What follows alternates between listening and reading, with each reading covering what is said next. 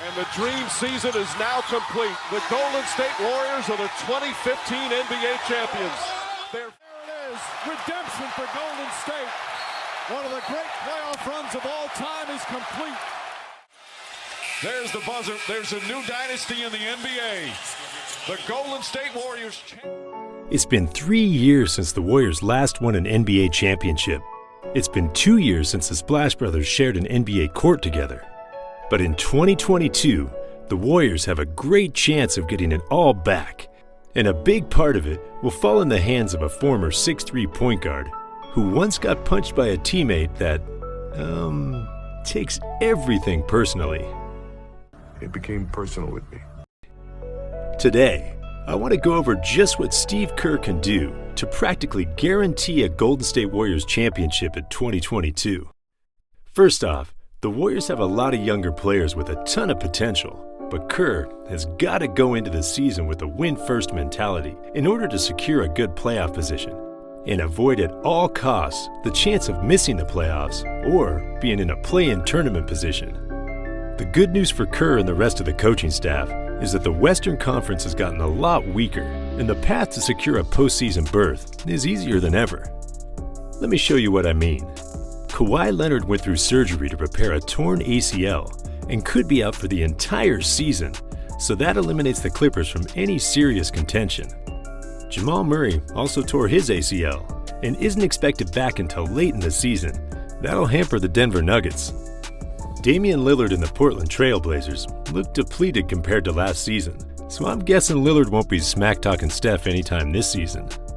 And if you look at all the other teams in the West, none of them look like they got much better, and the teams that did get better have just begun their rebuilding phase. So what that means is that excluding the Warriors, only 4 other teams are really legit contenders during the regular season. Still though, for the first 30 to 40 games to start this season, instead of looking to develop talent in games that count, Steve Kerr should be looking to secure as many wins as possible, and that leads me right to my next point. Steve Kerr should be sending the young talents to Golden State's G League team, the Santa Cruz Warriors, for at least half the G League season. I'm talking about James Wiseman, Jonathan Kuminga, and Moses Moody. Now, I ain't saying they belong in the G League, but the truth is, they can really get a lot of minutes and in-game experience without risking any losses that can impact the NBA franchise. Now, if they were sent to the G League, Steve Kerr really has to make sure these 3 are being developed as much as possible, because when the postseason comes around, these 3 players will be huge. Actually, Moses Moody may be NBA ready, because his jump shot looked like butter during the Summer League. While George was talking, we had some beautiful offense. The offense is churning. That's what I was laughing about. I mean, the players are just... Still though, making a side trip to the G League, even for Moody, might be a good thing. I mean, look what happened to Jordan Poole after he came back from his G League stint. He went from the brink of being a forgotten player and instead turned into a potential 6th Man of the Year candidate. Other players who've had great success after playing in the G League are J.J. Barrera, Danny Green, Robert Covington, Pascal Siakam, and many more. I ain't saying they'll all be stars after the G League, but they'll definitely get a chance to really hone in their strengths and weaknesses and really understand how they can impact the game. The perfect scenario is for Golden State to quickly secure a playoff berth, then recall the young trio from the G League, and then have them develop against real NBA talent alongside the veterans to develop some real chemistry before the playoffs begin. Next off, a big area Steve Kerr needs to address is the health of all the Warriors. In the last 3 years, it wasn't always the best team that won, but the healthiest. I mean, if the big 3 in Brooklyn stayed healthy, there is no way Milwaukee would have won in 2021. I mean, KD almost won it himself, if his shoe size was 1 or 2 sizes smaller. In 2020, if the Heat weren't injury-riddled going into the finals, perhaps they could have pushed the Lakers to a Game 7 or even won the whole tournament. And then, in 2019, if KD and Klay didn't go down with injuries, then we would have had the first NBA three-peat since Kobe and Shaq in the early 2000s with the Lakers. The fact of the matter is, Steve Kerr needs to make sure each player goes through as much injury prevention treatment as possible. Man, he needs to get each and every Warrior onto LeBron's $1.5 million a year body treatment and ensure that they get through this whole season in one piece. A big area is Otto Porter Jr. The man is capable of commanding $100 million contracts when healthy, so having him at 100% going into the playoffs can literally make the Warriors perhaps the deepest team in the league. And in case you're thinking, I'm missing somebody, no, I'm not forgetting Clay. Steve Kerr needs to make sure that once the playoffs roll around, that Clay is Clay.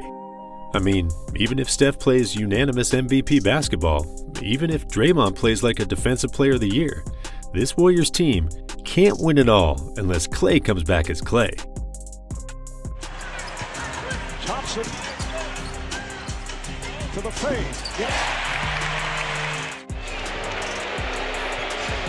Thompson, a rainbow three. Breaks the seal with a three. Well, good defender will give him fits. Oh, look at this guy. And he gives you fits on the other end. Man, guys, I could watch Clay's highlights all day long. But anyway, when I was talking earlier about LeBron's $1.5 million a year body treatment plan, Klay Thompson really needs to get on that.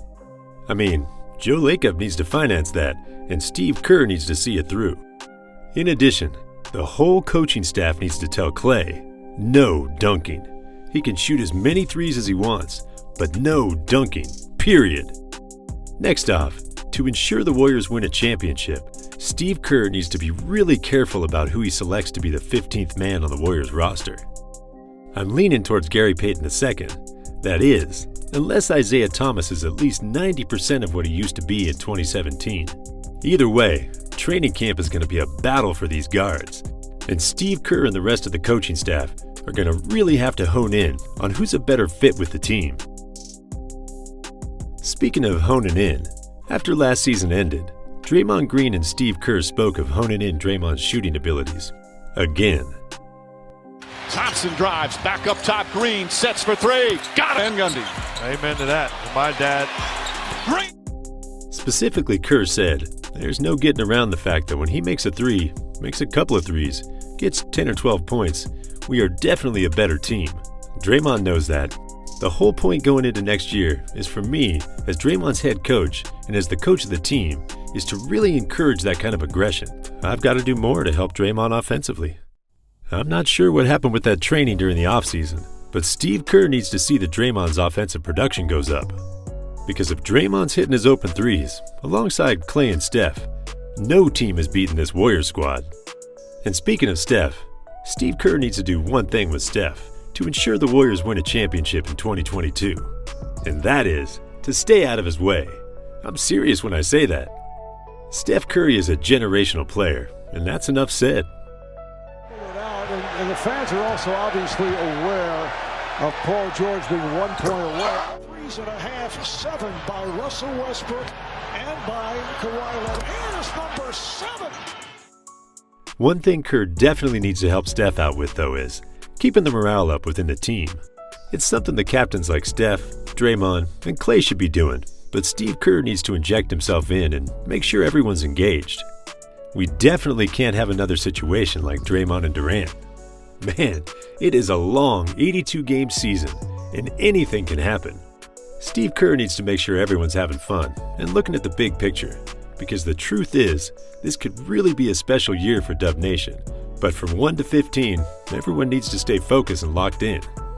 Speaking of locked in, did you know that Steph Curry's dad, Del Curry, really locked into both his own NBA career and the development of the two-time MVP? If you're wondering what I'm talking about, then head over to this video here, where I go over the whole story of Del Curry and the origins of Steph Curry. Click the video, guys, watch it, and like always, I'll see you on the other side.